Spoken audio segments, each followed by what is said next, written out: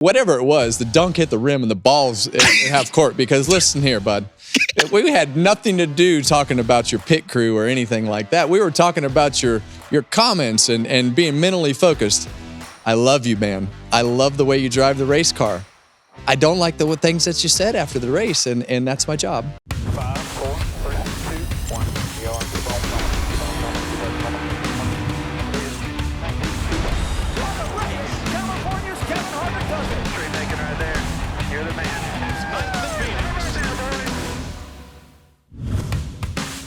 Welcome to Kevin Harvick's Happy Hour, presented by NASCAR and Box. I'm Kevin Harvick. She's Kaitlyn Vincie, and he's Mamba Smith. And I'm just sitting here waiting to get towed. No, he's Dippy Doo. Oh, Dippy Doo. Yeah. Don't ask. We Don't gotta tell Pop. why. No, I don't know why. We do. I don't know why. We're in a text thread last night, and all of a sudden, Kevin goes, "Hey, make sure you get Dippy Doo's map printed out." And I'm His like, show format, "What does that yes. even mean?" I think he just wanted to give you a little, grief that you make me print it every week, right? I think the best part of the whole thing is the fact that he sent me this GIF, and all of a sudden I sent him one back of myself taking a bow, and the conversation was over, and you disappeared until this morning. Well, I was asleep. I went to bed. How can you even respond? Was that a we mic don't have drop, gifs or of our. you That just was didn't- definitely I a mic drop. I moment. didn't. I was asleep. I didn't know you did that. But when I saw it this You morning, gotta be freaking when I saw it this morning, I was very mad that you were have your asleep? own. You were Yeah, asleep, and he was up, and I was up after you. yeah, guys. I worked all day. I had to fly back to make sure I was here and prepped and ready for the show. Okay. Take a nap. I need Taking this. a It takes a little lot to be night-night. this pretty. Was man. Talladega rough on you? Yeah. Talladega Boulevard is always a little bit. How was it? What'd you see? I went to the rodeo, so I almost They had a rodeo. Yeah, they keep having a rodeo, which is really cool. I saw Jake Owen. Was Jake there. Owen was there. Yeah. Yeah, he had his vintage 2001 Kevin Harvick shirt on.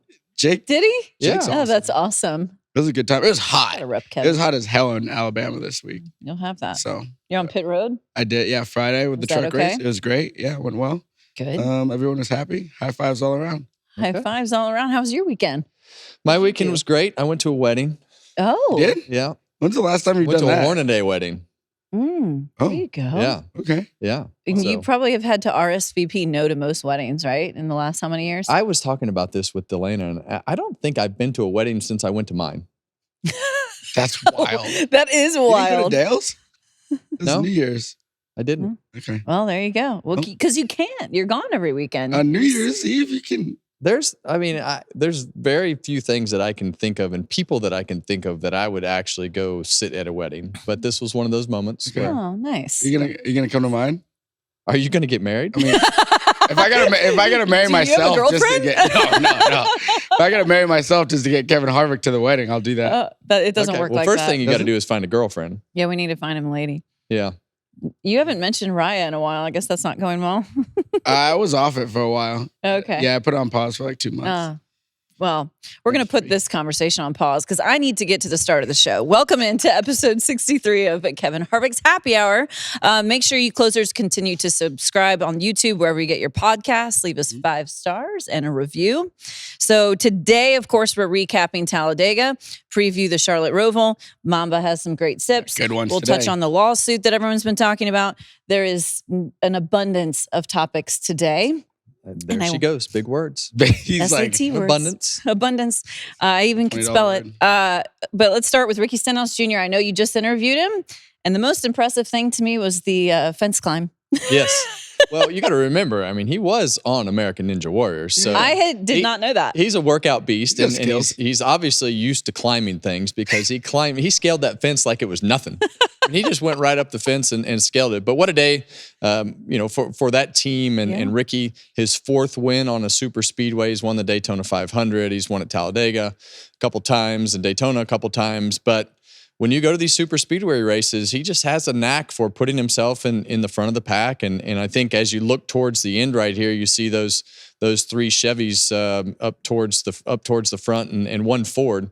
And it really was very interesting the way that whole last pit cycle kind of cycled out with Yes. the Chevys and the Fords all together. And it was the Chevy versus Fords there at the end until everything got messed up with the wreck. But what a great day for JTG and everything that they have going on until the end of the year, and then the change with the team ownership and everything changing on their side. But when a team of this size wins a race, it really puts them in a position to do things that they normally don't do. So it's been an up and down year for Ricky. But Victory Lane is it definitely fixes all things. That's right. He seemed in great spirits in his interview with Kevin. Also, I think it's interesting. We now have had 3 non-playoff guys win in the playoffs. Yeah. I'm not sure we've ever had that many. I don't know that. I don't think so. I need Bob to check on that. There's been a lot of disruptors, as we call them. A lot of disruptors. No, it's a great thing though, and that's what this system provides. It gives you something else to race for. Everyone else still has something that they're fighting for, and it also gives you hope for the next season. Like even guys like Kyle Busch with the speed that I was talking to Randall Barnett and their group. Like, yeah, it didn't work out for them at Kansas, but they're starting to have speed, and you can look forward to that for next year, and we can build something off of that. But shout out to Ricky. Like he needed that group. I love it when that group wins because they're so small and they've been like that forever, and it's always like the David versus Goliath situation, and Brad Doherty is still over there, and I just love everything they do. He gave a massive shout out to the folks up in the Asheville area and how much help that they're going to be doing with them. And so Ricky is also a big Ole Miss fan, and I had a couple buddies I met in Talladega in the spring race. They came to the fall race, and they just got done. They beat South Carolina. So Jared Irvin and Zach Johnson, they came down, and I was like 30 laps to go. I had left the racetrack. I said, hey, if the 47 wins, get your ass to Victory Lane. And so they got in there, got a picture with him. So it was pretty cool. That is very cool. Good for Ricky Stenhouse. And first win for him as a dad. I thought that was sweet. The shout out to his wife and I love baby. to see that emotion. I do too. It changes everything about your life, and one day you'll find out. But I think being able to, when you have emotions that you never have been through before, and I think when it hit him that they weren't there, that was like, oh man. Yeah. He's like miss. He's like It's that miss. But when I look at Stenhouse and I look at their year, it's been really up and down. He had the controversy with Kyle Busch at the All-Star race, which was wild, and now they get to Victory Lane, change in ownership, and I think as you take this win later in the year, last year they won the Daytona 500 at the beginning of the year, kind of rode that wave all the way to the playoffs, and then hadn't really had a chance to put themselves in a position to win this year.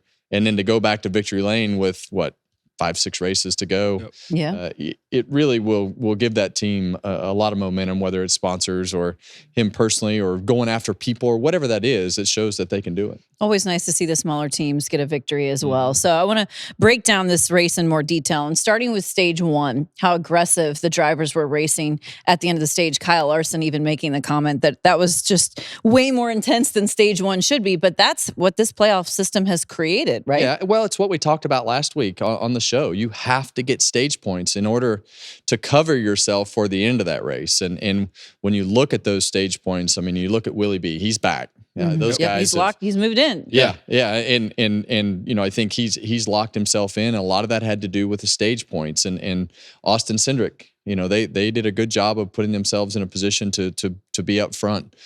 So you have to be able to race for those stage points, and even if it's just one, you saw all the guys really being aggressive there towards the end of stage 1, and that's where you gain those points because at some point you're probably going to wreck. Yeah. This one was no different than the rest of them. They started in stage 2 and they finished it off at the end. This is like the third race for the 12 in these playoffs where they were out early or something happened, and you watching the points, and they were like minus 25 at some point. But he got good stage points. And he got those stage points. 25 up now. Yeah, and without those, he's not sitting here.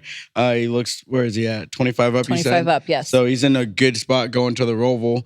The Roval is definitely one, like if you're, I don't know, I guess probably Tyler Reddick or Chase Elliott, like that's a very dangerous place to be with how the stages work and trying to get points. And then at some point, do you have to flip because you're not going to get enough points? You have to go for the win. Like having to do all that mid-race, that's a lot to try to figure out. So you referenced Ryan Blaney, which brings me to the conclusion of stage 2, we saw an incident between him and Alex Bowman. Alex Bowman giving him a push, which Ryan said it wasn't much of a push, more like driving through me. So what did you see from that? Well, it was in the worst spot possible coming out of the tri-oval. As you go through that tri-oval, there's bumps in the way that the car loads up, and when somebody's behind you, the back of the car is just light, and they're coming to the checkered flag of the stage right there, thinking exactly what we're talking about. And I got to get the most stage points that I can, and I think Alex just hit him harder than the car could take, and I don't think that there was anything malicious there. I think he was just trying to put himself in a position to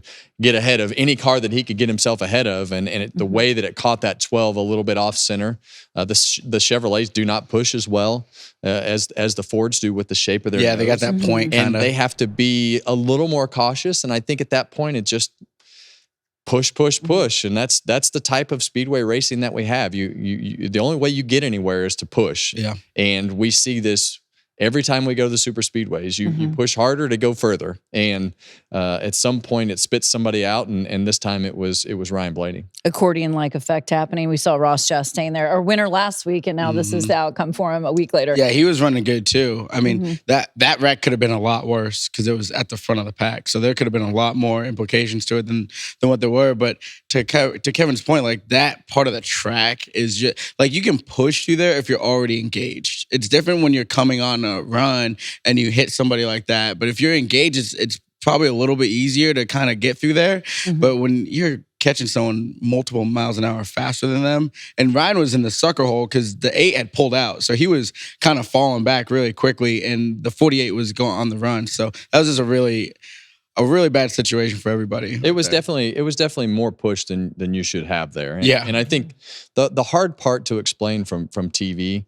The cars are so much more on edge right there than it looks like on TV. Like, it just looks like they're just rolling through there on a Sunday cruise going through the tri-oval. But when you go through the tri-oval, I mean, there's so many things happening with the car and the air and everything moving around right there, and they just hadn't finished that corner yet. And usually at Daytona and Talladega, Daytona is almost a little bit easier because you go through the banking in the tri-oval, and it kind of flattens out, and when it flattens out, okay, I can go back to pushing again. This one at Talladega, the tri-oval kind of rolls, but there are just those weird mistimely bumps that happen right there, and it was just too much of a push for that time of the tri-oval. We know these races are notorious for what we call the big one. Well, we had the biggest one in history, 28 Cup cars, all-time most in the Cup Series history. So let's break this one down, because this took out and impacted so many playoff drivers, and it began with Austin Cindric. What did you see here? Well, it began with Austin Cindric, but it happened about 4 rows back. And the thing that I saw watching the race, Austin Cindric had his right side tires on the bottom hash mark, okay? And the cars behind him were almost left side on the hash marks. So when they were 4 or 5 deep, second, the second, third, fourth, fifth place cars started pushing. It really started with about the 5th car in line, 6th car in line right there.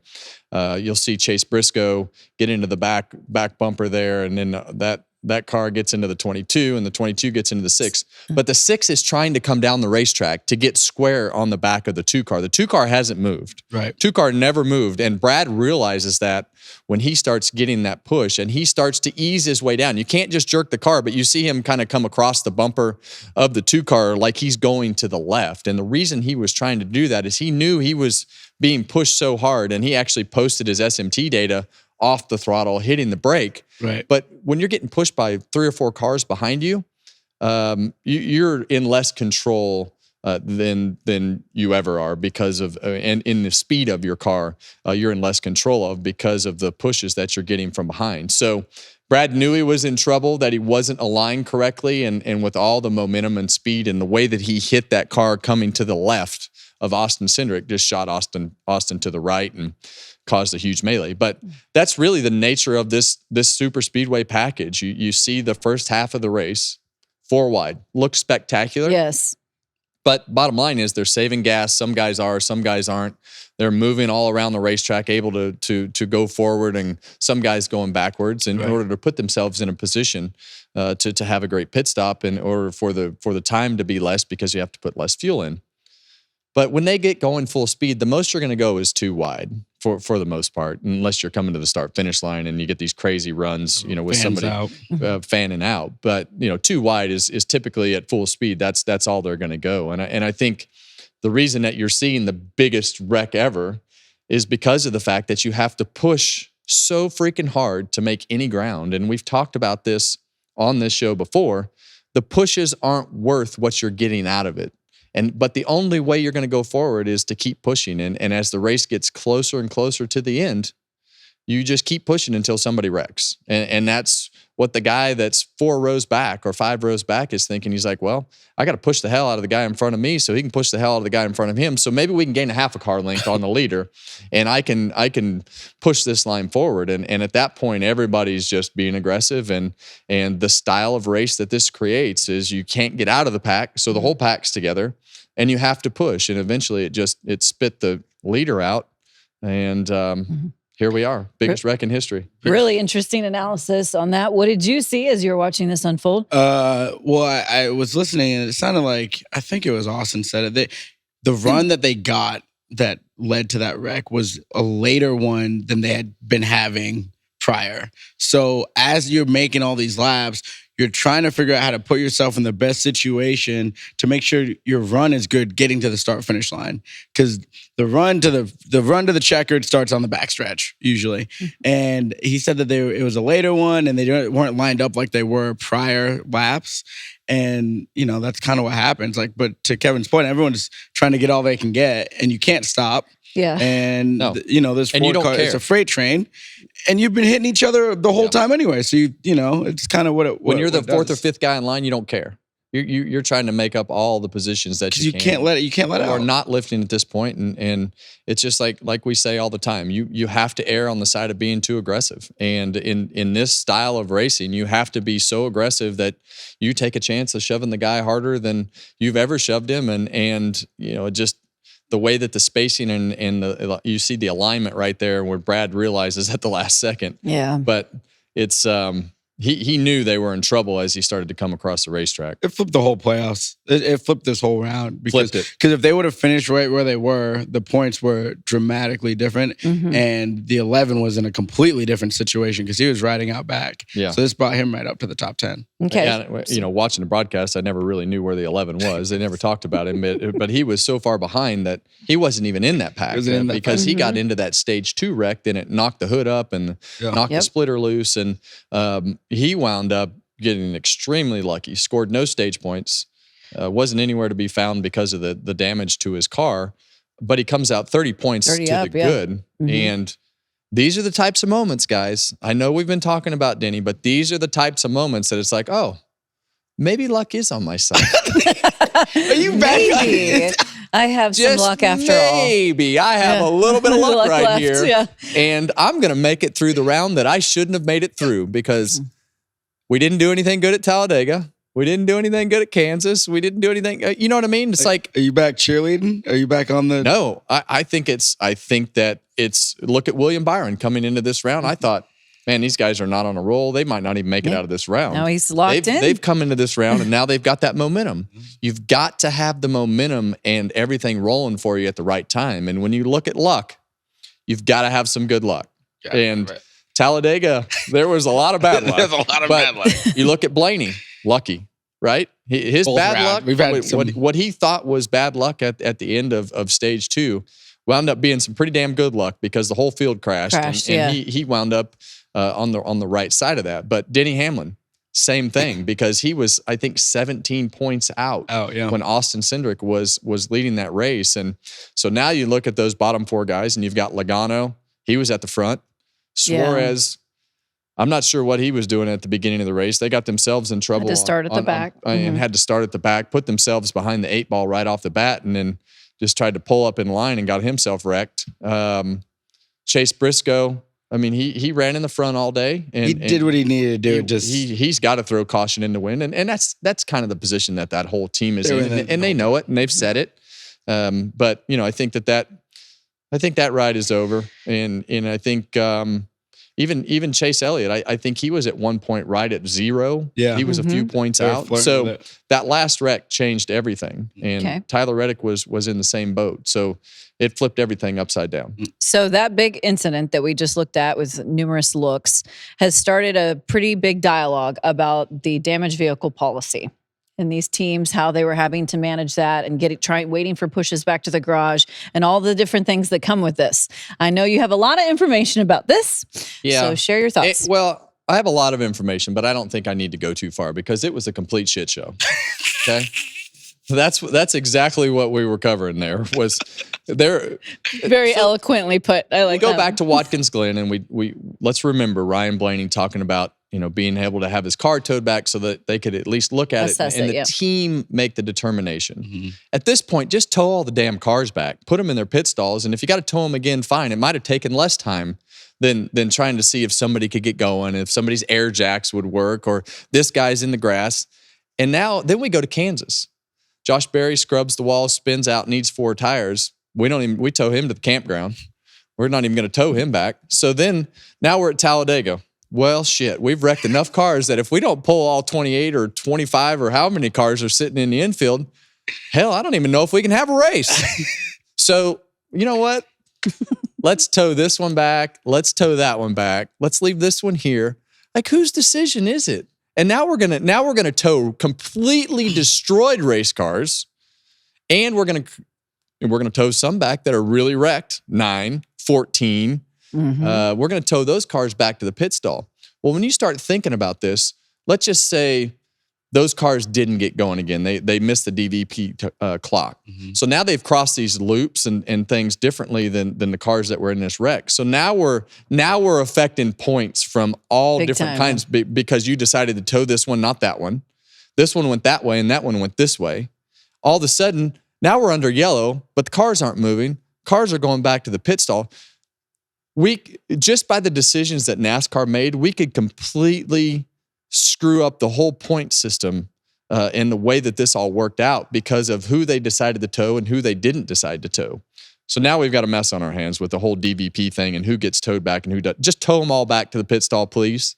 Yeah. Just tow them back to the pit stall. Let the team determine who's going to do what because you're affecting the outcome of the race and the things that are happening. And now all the drivers they're not putting their window net down. They're not getting out of their car. They're sitting there doing burnouts, and it's not consistent. We're consistently inconsistent. So now we're going to err completely the other way because we have so many cars that are wrecked that we might not be able to have a whole race. If we tow them like Kansas, we got 28 cars. I mean, there's not one of them that didn't have more damage than what Josh Berry had at Kansas. Right. Not one of them. Right. Every one of them had more damage than Josh Berry, but we're going to tow them back. If that's what you're going to do, you should at least tell the teams before the race what you're going to do and how you're going to err to the complete other side of this because of the fact that, of what you did the weeks before. So terrible situation. It's handled terribly by NASCAR as well. It wasn't a good situation. There's a parking lot down there. And then to decide, to your point, how do you decide who's getting towed, who's getting pushed? Most of them, when the tires are flat, they can't really get there, whether you're under your own power or not. And from the conversations I've had, because I asked about it after Kansas, because I was like, we're probably going to talk about this, and we didn't. But now it's going to be a big talk, and it sounds like changes are definitely going to come. And I know that Elton had a conversation post race too about it. It sounds like changes are definitely going to come with the DVP. But why do we have to be reactive instead of being proactive? I think we could get rid of it. We've been 3 years. Now. We can't drive the cars back to the garage because the tires are flat. Yeah. What? And we put these jacks on the back. They look like stink bugs. Do you know why? Do you know why that we can't have interliners? I do not. I don't. I would assume it has drivers something to do with the brought that low up, profile tire. But, that's what I think and you can't get the interliner in there. But man, it looked. I mean, this looked like one of the worst legend car races I've ever been to. You know how when you go to a legend race, they just throw the red flag and start towing cars off because they only have one tow truck. That's the thing. Like, and that was kind of the thing. Is like I felt like if we would have just kept it red flagged at that situation, because you have so many out there. If you kept it red flagged, no one can work on their stuff until it's back on the yellow. Get them all towed back. Right. Yellow flag comes So out. And so then, here's how complicated this gets though, because if you don't tow them all back, Mhm. but if you do tow them all back, you better tow them back in the right order. Right. Yeah. Right. Because you got to, Because there's going to be some of them that go and some of them that don't go. So they need to be scored how they wrecked, Right. not how they got towed. Right. So it becomes extremely complicated when you start looking at how you tow them, who goes, who doesn't go, who meets minimum speed, Yep. who has the opportunity to meet minimum speed, who fails the DVP clock and can't get going off a pit road. And every point matters. So the teams have a legit gripe in this situation of how the wreck is handled. It can't just be haphazardly handled like they did this one, because it looked like a complete shit show. This is not like, it was terrible. I feel like no officiating group wants to be that involved. You don't want your But you are the officiating but group. you are so involved with it, like with how it is right now. It's bad. It's You got no plan. You have You got a reaction from how you handled Kansas, and now you've got a reaction the whole opposite way. Yeah. And instead of just saying, "Hey, here's how we're going to do it. This is what we think we need to do before we get to Talladega." Nope. Guess what? We're going to get just holes poked in this whole scenario because we're going to wreck 28 cars. 28. We're going to wreck 28 cars. And then we're going to have some stuck in the grass. We're going to have some broken toe links. We're going to have 7 or 8 drivers sitting in their car. And all of a sudden we're going to be like, hey, this guy won't get out of his car. He says his car needs to be fine. All right, well, we're going to hook the 14 car up on the tow truck. We're going to tow him back, and we're going to put him in his pit stall, and he's going to keep going. What a mess. As you Tough. Tough. It's Yes. not tough. It just needs some structure. That's what it needs. It needs a complete overhaul. Now seen this a story, Watkins Glen, Kansas, and Talladega, and Elton Sawyer did say there will likely be a change coming, so we will continue to But we follow still have that 5 weeks story. left. So how are we going to do it? Okay. No, we got to know how we're going to do it, because 1 point could decide this thing when we get done with Martinsville. Yeah. And So you're saying make a decision now. Well, you kind of have to. You've got to decide how you're going to handle this for the end of the year, because what they did right there with the way that everything was handled affects the points one way or the other of how that pile gets dismantled. There's always a car team that is 1 point, 2 point, 3 points in or out. And if it comes down to how you get towed, Yeah. That'd be a hard pill to swallow. That's tough. Yeah. And it can't come down to a decision from an official on the back straightaway. They don't know enough about the cars. No, to determine those whether or guys not don't it's know enough done, about yeah. the cars to determine who gets towed and who doesn't. And I can't believe that we're sitting here talking about this, but they can't make that decision. The team needs to make that decision. They got to figure out something. Okay, even if they got to figure out in what order we're going to tow the cars back. Okay, if you got to throw the red flag to get that right, I'd rather that. Yeah. If we have to throw a red flag for a 8-car pileup at Phoenix, Get it sorted out, yeah. or at Martinsville to get it sorted out, let's throw a red flag and let's tow them back in the correct order to get them to their pit stall, and then go back to yellow. And then because one of those mistakes could cost somebody a championship, or at least a shot at one. For sure. For sure. Well, that was Talladega. Now we are moving on to the Charlotte Roval. It is the final track in this round, so it is the elimination race. And there will be some big changes happening in terms of the reconfiguration to the racetrack, which will make this very interesting. I'll kind of walk through some of them. They extended the straightaway coming out of turn 5, created a new turn 6, which will send the field towards a sharper hairpin in turn 7. If you're watching along with us, we have a map here to kind of lay out some of the changes. How do you think this will improve the race? Well, it's going to make it different. And I think that's usually what improves situation. I'm not going to say it's better or worse than the track, because honestly, I don't think it really matters, right? If it's the best track or the worst track, it's different. And I think these guys having to figure something out on the fly, they get a little more practice this week, but having to figure it out on the fly there's gonna be something unexpected that comes out of this. And from what I've seen from the simulator, it looks like when you go over that hill in 6, it's a pretty big hill, and it's a very odd corner, and then it's going to be a parking lot, coming into 7 as far as how you have to stop. You're going to have to slow way down to get in there, so it should create a good dive bomb passing zone, but it also, you have to get off of that corner. If you mess up the entry to that corner, getting off of turn 7 it was already a necessity to get down through NASCAR 1 and 2 and down the back straightaway. So, it could create some good passing over there. They've changed the last corner too. The last chicane. They brought that curb out to make that corner a little bit sharper. But it's going to be tough, and there's going to be some people that hit on this and are able to get their cars right from the simulator or their setup decision or whatever that is, or figure out the driving technique through practice. I think it leans towards the road race guys: AJ Allmendinger, SVG, Tyler Reddick, Chase Elliott, those types of guys. But maybe. If you miss something in the back of the car with your springs or your shocks and don't get over that hill correctly, could create a long day. Yeah, I mean that part of the track, because it goes onto the fastest part of the racetrack. So if you can't get pointed and back to throttle with forward drive to get back onto the NASCAR oval part of the racetrack all day, you're gonna get your lunch ate. And so that knoll that you were talking about with the bump, I saw a video of Jeff Burton doing a ride along.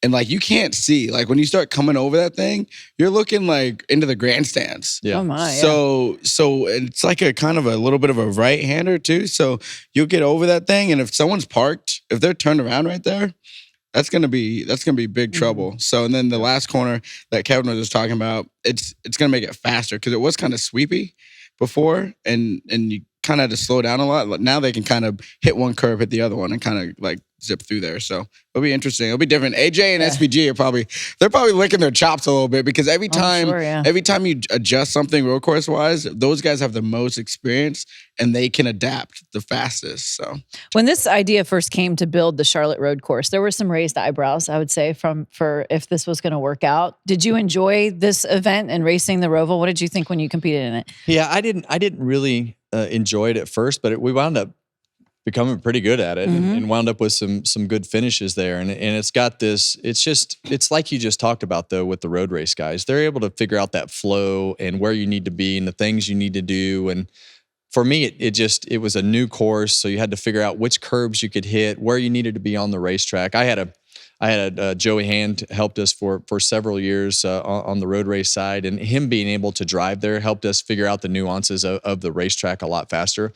All these teams have somebody who will help them get through all this. You look at Trackhouse; they've obviously got SVG, and then Colleagues they got Connor. Yeah. I mean, damn, he teach you how to get through there. Well, too. he's going to be. I mean, Connor's he's going to be good. Yeah. At this road racing stuff, but still there's a lot of characteristics of the Charlotte Roval, that don't really get run, except for when you come to the Cup race because of the way that they do the curbing. The NASCAR races are run on a little shorter. They don't run that whole section there in the infield, and it's just different. But obviously the road race guys are going to do well, and they're going to figure some of those things out quickly. But there's also a lot of things that you got to do to your car that the Roval requires to be different because of how rough it is and the way that you have to hit the curbs. Yeah, this was the race that knocked Larson out of the championship, I think in 22. He did it to himself. So like if you're not paying attention, if you lapse of focus, you can really get yourself in trouble. Yeah, I mean, turn one, it's so easy to go into that corner and lock up the front brakes and just drive straight into the wall, because once I did it, and once you lock that tire up, you can't stop the car. Yeah. It's just like a magnet. There's no getting back. We've seen several people do that, including myself, into turn one. So the restarts and just the way that the Roval can reach out and bite you, it'll reach out and bite you in a big way. And I think you just don't want to, the playoff guys, I know we talk about that gap. I don't think that it changes much, but those playoff guys that are inside the points, they don't want to make a mistake, but it's still easy to do, and you don't have to do much. And I think if you do it early, it's like you're talking with Larson. It can reach out and bite you and put you in for a long Those day. Restarts into turn one, KB, they are. Everyone starts fanning out, and you get someone on your inside, and he locks it up, but he don't care because you're there.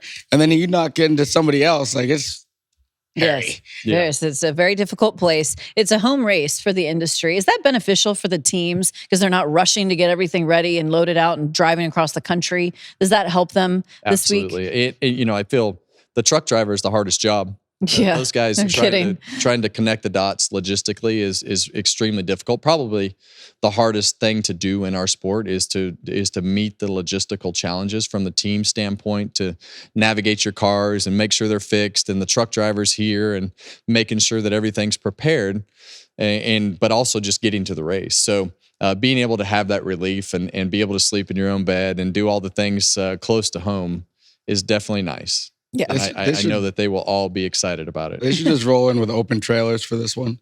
Just let them roll in with open trailers. That'd be awesome. Impossible. They couldn't even function. I know, they wouldn't know what to do. They'd only have like a 9/16 to 7/8. So that's it. Okay, so this is the elimination race. Who are we most concerned for? Who do we think that's maybe right there on the line that this could swing in the other direction for them? I'm looking at a guy like Joey Logano, who's 13 below, but do you think he can get above? The hardest part about the gap's 13 points. And I think that the hardest part for Joey Logano, looking just on the other side of the fence, is it's Chase Elliott and Tyler Reddick. Yeah, guys that are good on road courses. Typically in the past, those two guys are going to be pretty good at the road courses. Obviously, Reddick has done well. Chase has been consistent. I mean, Joey has done a good job. Suarez has done a good job. Austin Cindric, they've all had their moments at the road courses, but if it wasn't, it's just that whole group, right? Everybody up there is just going to be decent at what they do. So it's going to take somebody making a mistake or somebody just completely missing the setup. And I think really since all the controversy, kind of Reddick's kind of been not as explosive as he was before all the controversy with the charters and the lawsuits and everything there. So he's been quiet. Chase Elliott's been consistent. We expect those two to run well here. We expect them to be good at the road course. So you look much further than that, 25 points to Blaney is going to be tough. And I think that's going to have to be catastrophic failure in some way, shape, or form from Blaney early in the race. He and Alex Bowman. So I think you're Tyler Reddick and Chase Elliott. I think it most likely ends the way that it sits right here. Okay. Yeah, I mean, someone would have to come off the truck and be lightning fast. I think that's the only way that anyone from below gets in there is if they're just fast and dominate the race and can put themselves in the top 3 or 4 there at the end, and then you have a shot at it. But the guys that you're racing against, they're usually typically pretty good at these places. So and let's look at the top of the pile here, right? Like I picked William Byron to not even make it. He must have listened to you. Yeah, he must have motivated him. Whatever it takes, because those guys they've got the capability to do what they need to do. But they're 74 points up, so they can go there and try to stack another 5 on their bonus points. If I'm them, I just go off and try to keep someone out, right? Like you go and you can just stack points. Like go for stage wins because that carries over, and go for the big win. And look, Christopher Bell, he's in the same spot. Kyle Larson in the same spot. Those 3 guys really don't have to do anything. So they're going to the racetrack to try to win. And I want to go back to Christopher Bell, because this guy gets skipped over all the time in the things that we talk about. Here we are. He's 57. He's going to go to the next round. But you look back at that wreck last week. Did you see him get spit out of the middle of that wreck? Like he was the only car that came out of the pile of cars straight. All of a sudden, here comes Bell. Yeah, made it through. Driving straight out of it after about 10 of them had already wrecked in front of him, and he comes straight out of that wreck and winds up, with a big points day. And so, Bell has been good there. I think on these bumpy, rough racetracks where you have to run over the curbs and there's bumps all over the racetrack, usually those Gibbs cars and the Toyotas are pretty good on those style of racetracks. To your point, Bell is always sneaky good in the playoffs because he's made the championship 2 years in a row. Yeah. And we still just kind of don't really acknowledge of what that team is doing, being 57 to the good. Like you said, they'll definitely make it on. This has been an easier trip for them this year than it was past years. Past years, they had to win and win to Hail get Marys, in. Win in the last race of a round to get in. Like this year, it's like, oh no, we got going points. through. Yeah, we're doing what we got to do. Going in. So you referenced Tyler Reddick and the lawsuit. So I wanted to spend some time on this a little bit. It was announced last week that 2311 Racing and Front Row Motorsports have filed an antitrust lawsuit against NASCAR and its chairman, Jim France. And I know this did catch the industry a little bit by surprise, I would say. And we were trading texts at that time period. What do you think about all this? And were you surprised when you saw it? And do you think the outcome is going to be worth the fight? Well, I'm not sure. And you know, I will say that I don't know the in-depth conversations of what they're actually looking for. I think that, you know, I heard Bob's interview with Michael Jordan, and, you know, him talking about, you know, just sometimes you just have to go after what you think is right. And it definitely appears like they're going to go after it. And, you know, I think when you look back at this, lawsuit that NASCAR's already kind of been through this before with Kentucky Speedway, when Kentucky Speedway sued them probably 20 years ago. So it's not like they don't have some experience at this, but I think this is a much different era. You're up against a much different opponent with Michael Jordan and his team. You know, I know that, you know, Front Row is in there as well, but obviously it's going to be the 2311 team that leads the charge. But it's a huge story.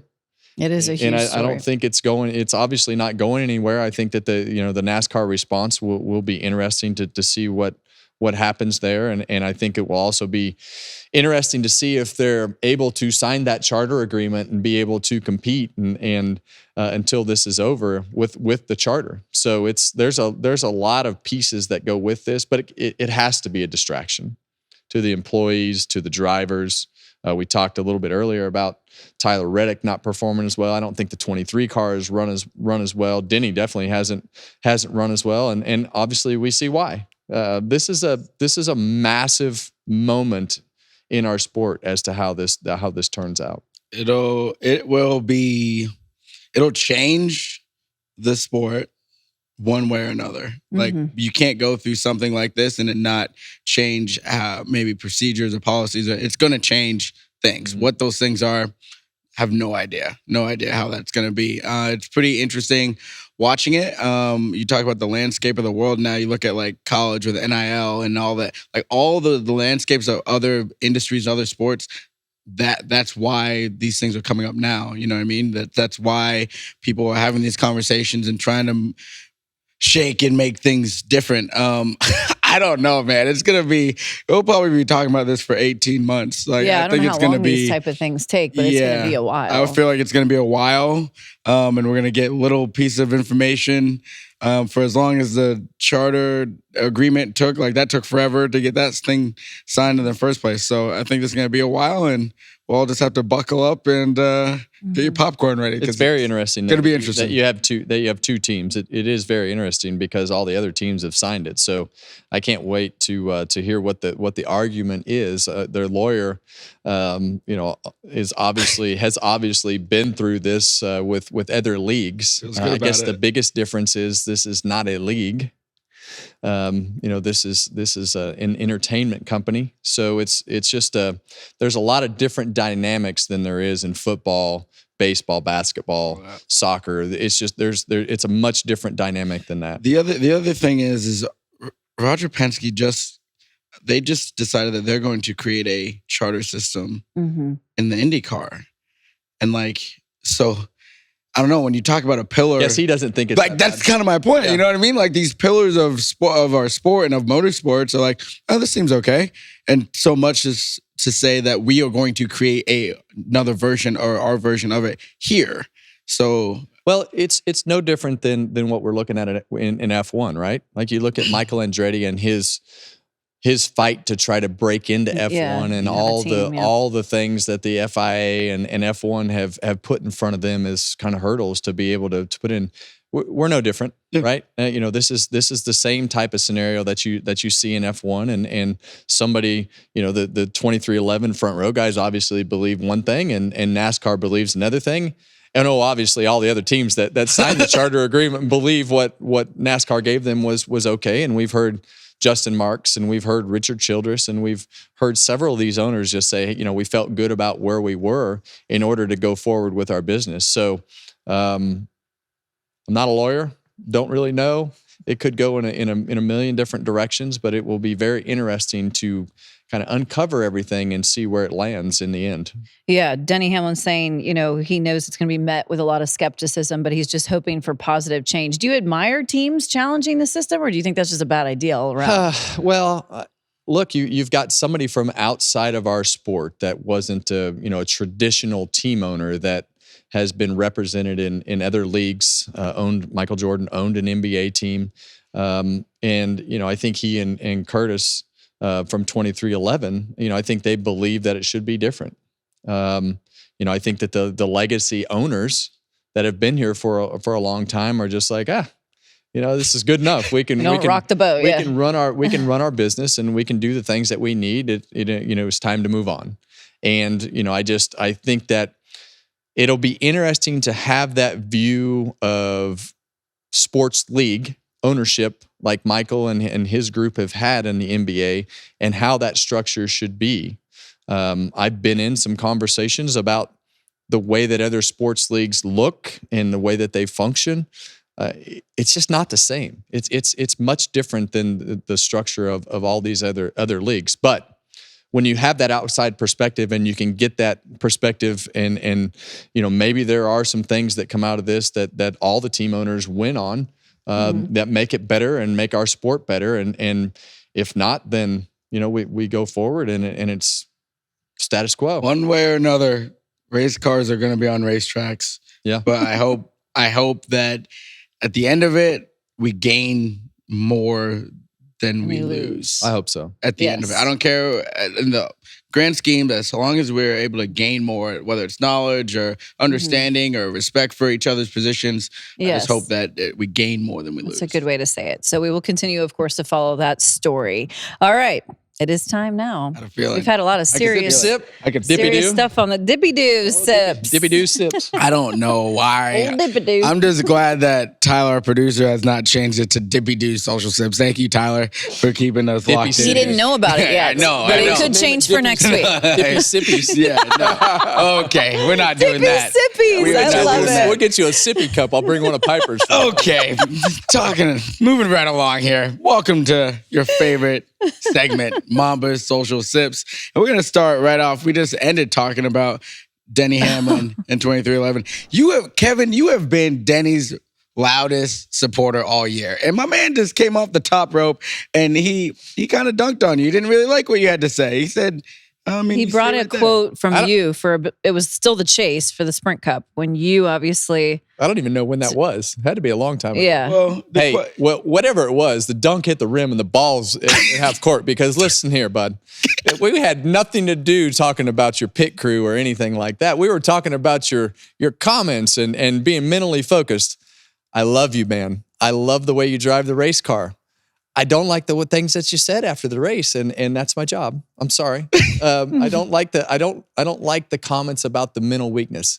Had nothing to do with your pit crew. I appreciate the attempt to divert the comment in a different direction, but you said it. I didn't. There you have it. That was Kevin's opportunity. You're right, and you're entitled to your opinion. So, and we love opinions. We love a good opinion. Got a new one, but post it again. It's great. He's paid to give an opinion, so we love a good opinion. So that was that part. You know what? One of my favorite movies all time is Parent Trap. It's a classic. I know. Kevin, do you know it? Did you ever watch it? I mean, I've heard of it. Okay. Lindsay Well, Lohan. this week, because, I'm the handshake guy in NASCAR. Well, the NFL guys, the football players have great handshakes when they do cool stuff. they reenacted perfectly. Love it. The whole Parent Trap So cute. handshake. And I'm surprised they didn't get a flag for this because it takes so long. It took a while. It took a while. But when I saw this, I'm like, we gotta bring this up. Yeah, it's pretty cute. Very creative. You should do that with a driver. Do you have enough time to do that Kevin, up you there think on the you could do it? stage? I was at the wedding this weekend, and I'm listening to some of these songs about put your left foot forward, stomp your left, stomp your right. I can't imagine getting out on the dance floor right here, but let alone try to coordinate something. We could like that. We have like time. a handshake. I think we could. I'm saying you could do that now with a current guy. You think one of the current guys have enough? Do you think that they could do that? Oh yeah, somebody might. Somebody could do it. Who do you think could do it? I would say I don't know. It's probably gonna be somebody that surprises you that just out of the blue, like an Austin Cindric. Like Austin, I was about to say Austin Yeah, Cindric. actually, that I could see that. Somebody that might actually work at it to try to get it right. Get it right, yeah. Okay. Maybe we should Austin. task you with that Maybe. to see if you can get someone to do that. So are we looking for somebody to try to reenact this Parent Trap thing, or are you going to come up with something creative? No, I think that we should reenact the Parent Trap. I do too, Yeah. especially with you loving the movie. I do love the movie. I used to watch it back to back all the time. Well, So did I I. look forward to whoever you try to pull this off with, because I want to see the video. All right, Cindric, it might be you, buddy. It might be coming to the 2 garage. And I would, if I did not bring this up, Dave Moody would kill me. So at my home track, Thunder Road Speed Bowl in Vermont, Ken Squire's old track actually as well, we have this race called the Milk Bowl. And it's when you win, you get to kiss a cow. And shout out to Marcel Gravel. I used to race go-karts with him. He won the Milk Bowl. And in that view, in that, like what he's saying So, right there, he's like, I can't wait. I have to a lot kiss of questions. Yeah. I mean, can you just kiss the cow, or do you have to? I mean, Do you have to kiss it on its mouth? no, you Nostril? you should make love to that cow. You should really make it a passionate moment. moment. I don't know. Where did they get the cow? Is this What- like I mean, the same one? Is it the same cow every year? I think it comes from the same farm. Okay. Yeah. You know, we got a lot of farms out there. We have as many cows as people out there. So Yeah, What a unique tradition. yeah. they also do like a mud pie toss. So, A mud pie toss? yeah. I mean, nothing like cow shit and flies. Yeah, manure. I'm like, wow. Kevin, what's the other than, I feel like the lobster is that one's quite a bit. Rattler. The rattler, yeah, that one's probably, is that out of your scope? Like you wouldn't, if you won the rattler, would you let them drape the snake? Or I don't know. Ooh. Yeah. I'm not much on snakes. You have to kiss the snake? No, Just no. have- Oh, I'm like, You just have to hold it, right? They just put it. Yeah, they put it Okay. around you. Yeah. hey, in NASCAR, we kiss bricks, not cows. That is true. Yeah. I mean, I went to an alligator farm one time as an appearance, and they have this, I don't know, they put on shows there with the alligators and move them around. Well, the instructor lady, she's like, oh, come back here. And I'm standing in the middle of this thing, and I've got 5 or 6 alligators all around me. And I'm like, what in the hell am I doing over here? And this lady's got a stick, and who knows if that could have Just a little went stick. terribly wrong. Yeah, right. Kevin's starting to feel real unsafe. Yeah. I mean, they're different in the swamp. Yeah. Yeah, they're You went on different. an They're airboat different down out there? there. Yeah, you need to take Ward Burton with you Different in next the time you do something swamp. like that. No? No, Okay. I Well, don't think so. well, listen, that's all I got for the sips, but we do have the Burnout. And Yes. Ricky Stenhouse's Burnout, I thought was pretty cool. He nosed it up. I always appreciate that. A lot of smoke. He kind of stood out of the car at one point at the same time. It looked a little hard for him to get out there. Yeah. Well, He was hanging out of the side of the car doing the burnout. I like that. Yeah. One that we've seen before. It was definitely a fairly good burnout, but Okay. him scaling the fence was way better. Yes. Yeah.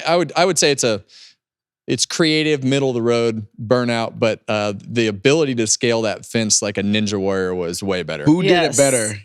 Ricky Stenhouse Jr. or Tony Stewart? Oh. Buddy. I mean, that's Stenhouse for sure. Different physiques. And the hanging out of the car right there. I mean, Larson did that too. Yeah. Remember when he used to take the steering wheel and hang Larson out? would hang Yes, that, and I then love and then Reddick has both hands out the side. Yeah. I love all the unique little celebrations that Yeah. people do. I'm It's fun. surprised you went with Tony on that one. I mean, went with Ricky over Tony, to be honest. Tony was older when he was doing it. He was like, Ricky just climbed over the top of the fence and down the other side. okay, fair. And then he climbed back up the fence into the starter stand and climbed back down Yeah, the he other did side. a lot of Okay. climbing. All right. We would have So- needed an ambulance to come get Tony. He would have been so winded that we would have had to drag him off in the ambulance to get him to victory lane. Smoke, I was trying to help you out, man. I'm sorry. What grade are we giving the entire celebration then? What do you I'm think gonna that give it a warrants? B. A B. Yeah, it's probably Yeah, like B. it's like a 7.4. 7-4. B for I thought the RSJ. Olympics are over, so now we're in the academic season. Oh, we're back in academics. There you go. The problem is that it's too wide of a range. It's hard to know who's the best. Yes. At some point, true. we're going to have to summarize all these things to I know. figure out Maybe exactly the final show for the who the year. winner is. I just want to remind everybody that this guy does not give credit to the Xfinity burnouts, but his favorite one of the year It was is SVG. SVG. So like, I just find that a little interesting. But There you go. Hey, Okay. I mean, the show's got my name on it. I can make up my own rules. It is his show. I'm just gonna shut up. All right. That was like that bowing emoji I sent you last night. Mic drop Of me. moment. Okay, so that good sips. Thank you, my friend. Hey, thanks. Time now for our last call and who we believe will be victorious out there in the Queen City, the Charlotte Roval. Everyone give our picks. What do you say?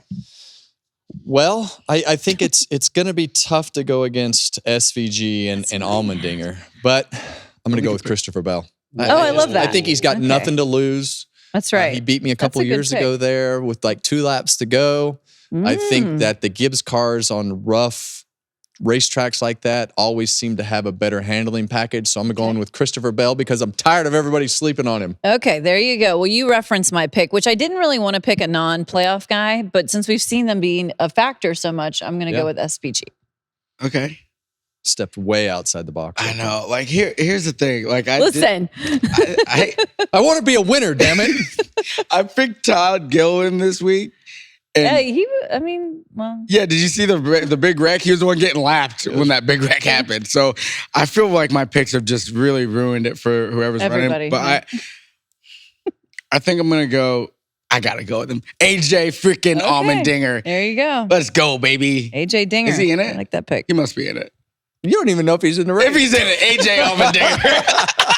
I haven't seen the thing, but if he's in it. God. All right. Very good. Victory Lap interview available now with Ricky Stenhouse Jr. And we will have the full interview for your Thursday show. Yeah, right? Ricky took the time. We figured, what the heck? We got him on the victory lap, and he had the time to do it. So we just made him the full interview as well. So That's good. Look forward to everybody hearing the whole interview. He's got a pretty interesting background of racing in general, and we had fun talking. It's been a He's good always year a for good the interview, KHI drivers. KHI That's drivers have got been a good year for y'all. Good job out of you guys over We like there. winning. They like winners over there at KHI. Everybody likes winning. That's right. And we like winning here too. So go leave us a 5-star review and make sure you subscribe wherever you get your podcasts. That does it for us on this edition of Happy Hour. We'll see you after Charlotte.